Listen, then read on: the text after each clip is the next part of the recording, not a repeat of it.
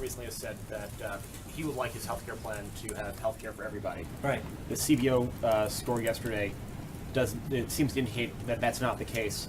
Will the White House commit that after these phases 2 and 3, if they are implemented, if they're ever offered publicly, that there will be healthcare for everybody? And if you can define that phrase, please. Yeah, I mean, I think everybody who look at what Obamacare did. Again, I just ran through the numbers.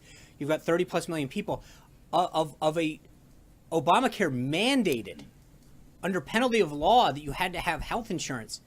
9 million of the 30 plus or minus people got it. 4.5 said no, we'll pay the penalty, and then another 14 or so million people said that we'll claim a hardship. So that was a government mandated system, and they chose not to do it.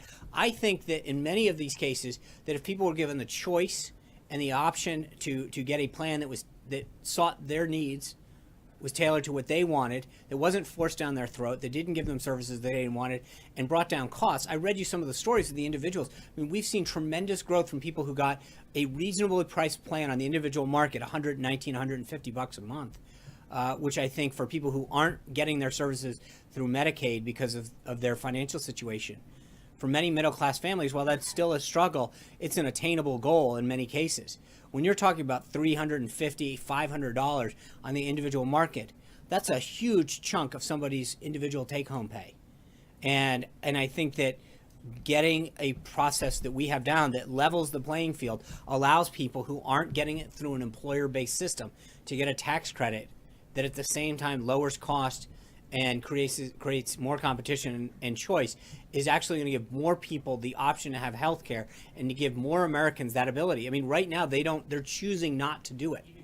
More people. That's still not everybody. So no, but everybody has a choice to get it, and that's what I think we want to do, is give everyone who wants to get health care the financial ability to get it is what the president is trying to achieve through this. And I think this is the system that will get them there. Right now, they're being forced to get it by a government-run system, and in huge margins choosing not to.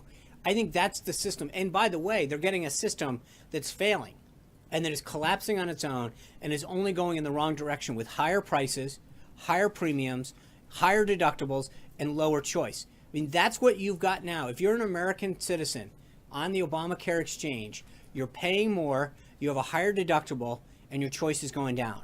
And so that is an unsustainable, unacceptable outcome for Americans who need care.